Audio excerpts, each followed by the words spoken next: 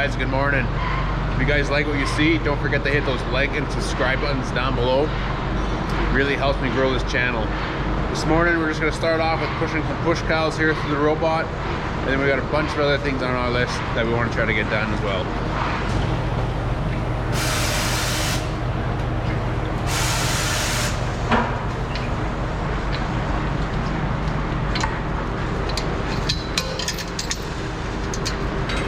So here we have a heifer in training. She probably calved out a week and a half ago, 7:28. She's not quite come to the robot by herself yet, but she is walking in by herself, and she's very calm in the robot, which is awesome to see.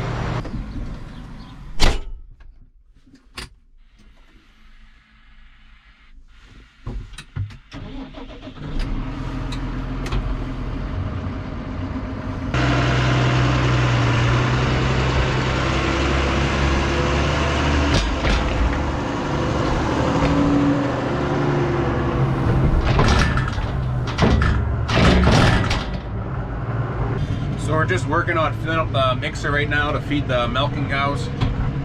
Usually a typical morning for myself, try to be outside for about 4:30 a.m. We'll start pushing cows right away, get them through the robot, and then right away after that, we'll start filling up the mixer and get the cows fed, scrape stalls, wash the robots off, and then if there's any cows to breed, we'll breed cows, and then do any other extra stuff that we have to do in the main barn.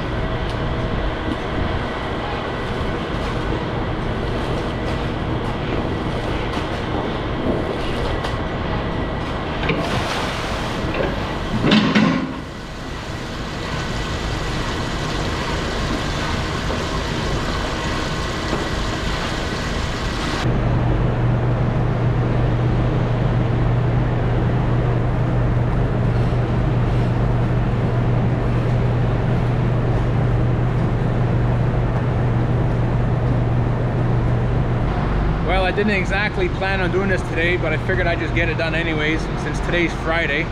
The cows here still got enough straw till probably about Sunday, but I'm not gonna want to do it on a Sunday morning, so I figured I might as well just do it today.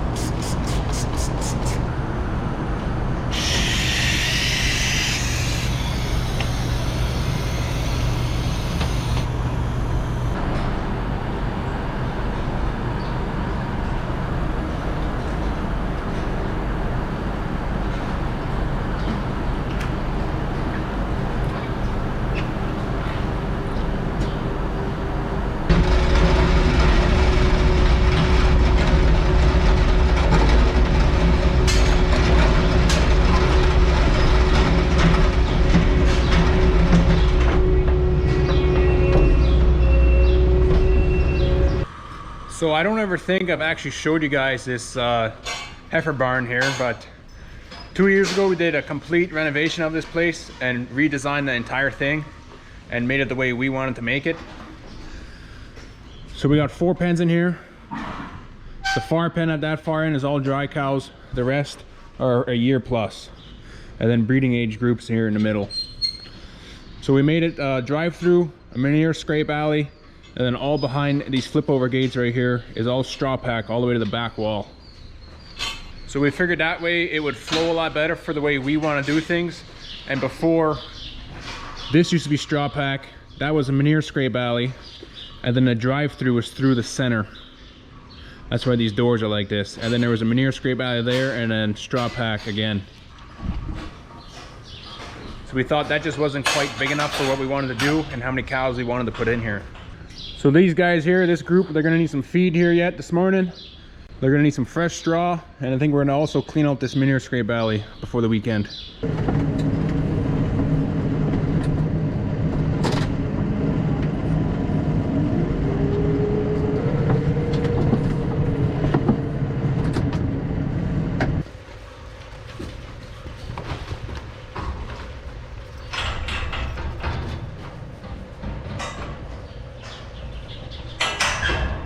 So I got the cows here all locked up in our straw pack heifer barn here.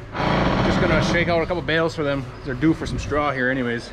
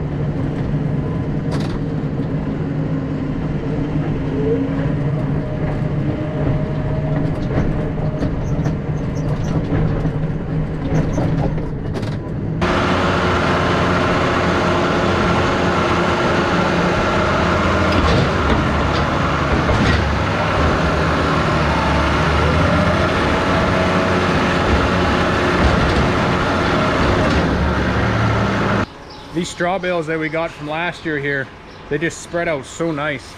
It's been a while since we had some nice straw that just spreads out so easily.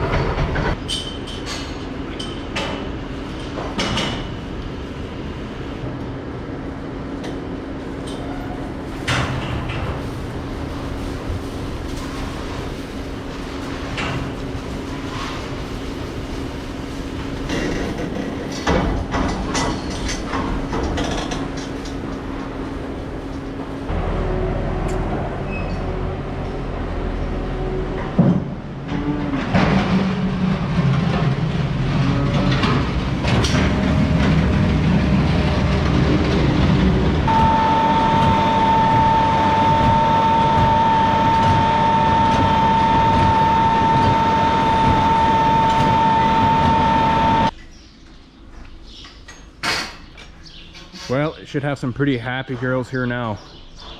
Got some fresh bedding and some fresh feed. Hey Otis, what do you think? He just thinks it's too hot out here. Just finished up a late breakfast / lunch there. Got to dry off some cows yet today and then move some more cows that are calving into our calving pen. But just wanted to show you guys our chopper here. We have this thing completely gutted apart. The whole pickup.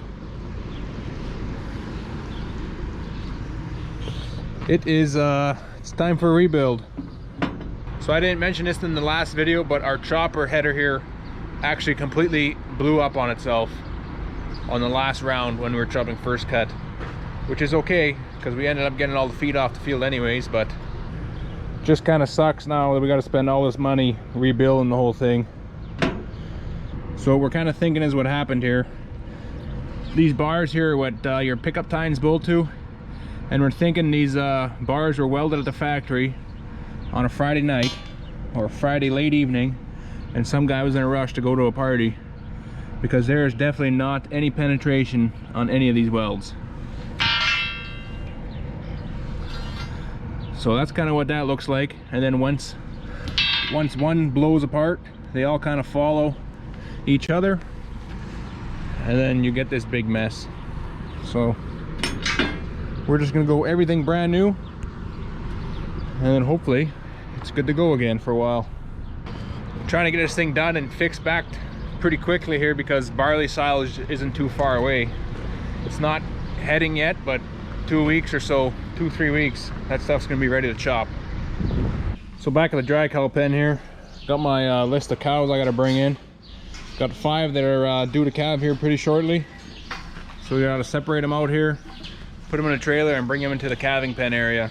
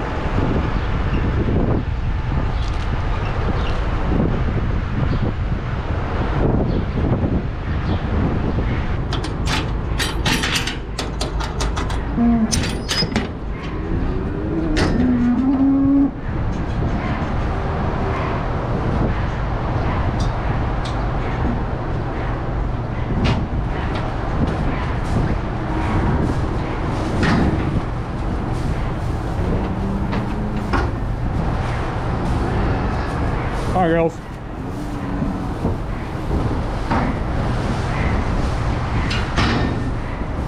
Hi, girls. Go on. Of course, they're gonna wreck the bale of straw here.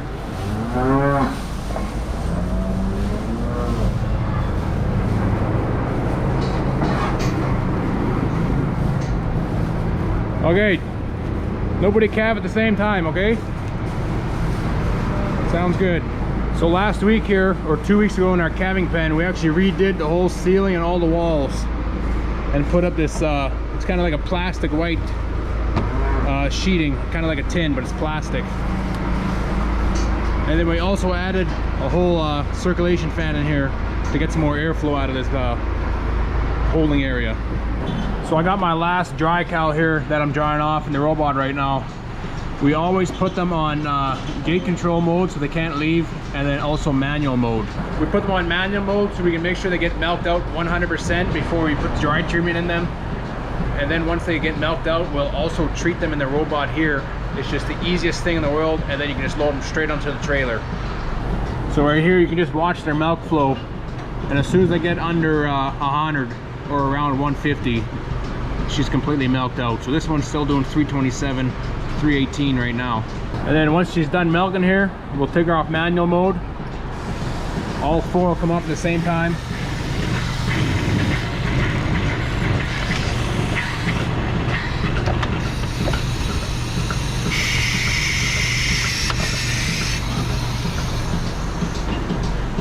And then all we're treating her with is lockout.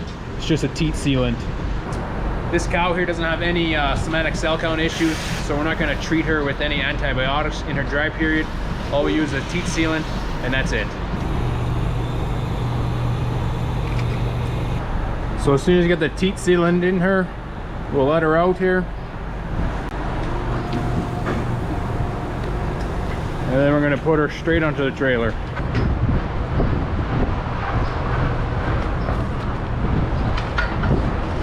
Already got the other 2 in there.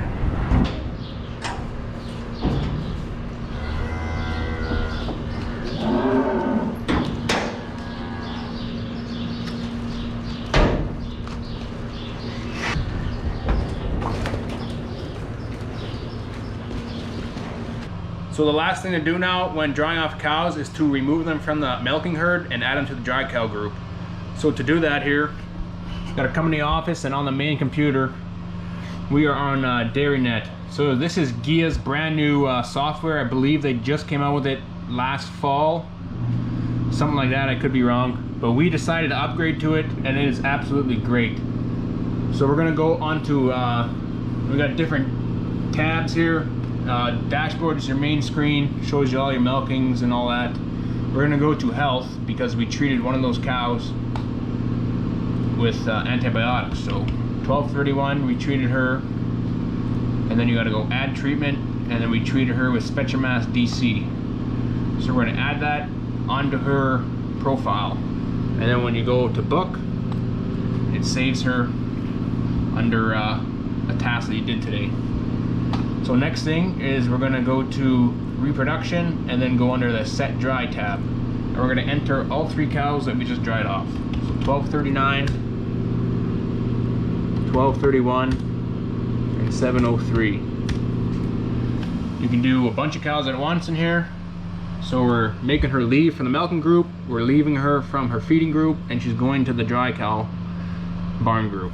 So all 3 are the same, and then you just hit book and done. That's all you do.